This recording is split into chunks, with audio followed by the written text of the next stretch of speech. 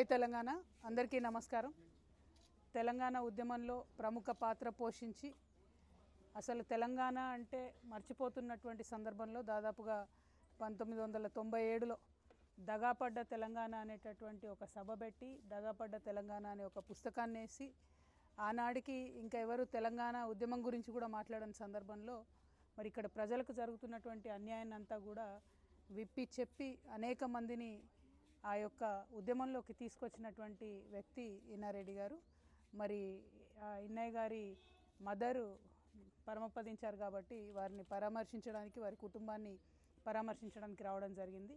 ఇదే క్రమంలో మరి ఇన్నారెడ్డి గారు ఎప్పుడు ఎక్కడ అన్యాయం జరిగినా కూడా బలంగా మాట్లాడినటువంటి వ్యక్తి, తన గొంతు విప్పి మరి అనేక సందర్భాలలో కూడా తన యొక్క భావాలను ప్రజల పక్షాన వినిపించినటువంటి వ్యక్తి.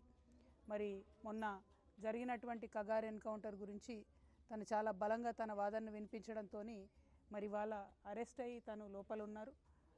ఇటువంటి అరెస్ట్లను ఎన్నో చూసింది తెలంగాణ వచ్చాక ఇంత పెద్ద డెమోక్రసీలో ఇటువంటి అరెస్టులు జరగడం డెఫినెట్గా అన్యాయం, కరెక్ట్ కాదని మేము భావిస్తూ ఉన్నాం.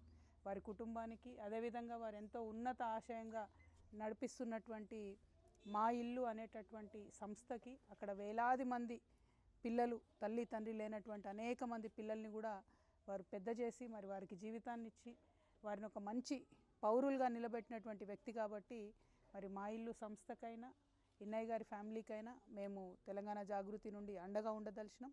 యావత్ తెలంగాణ సమాజం కూడా వారికి అండగా ఉంటుందనే విశ్వాసాన్ని నేను ప్రకటిస్తూ ఉన్నాను. ఎందుకంటే ఉద్యమకారులను తెలంగాణ ఎన్నటికీ కూడా మర్చిపోదు.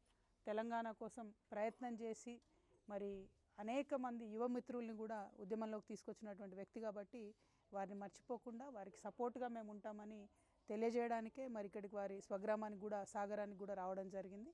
మరి మా సపోర్ట్ కంటిన్యూ అవుతుందని కూడా ఈ సందర్భంగా తెలియజేస్తున్నాం. Thank you. జై తెలంగాణ.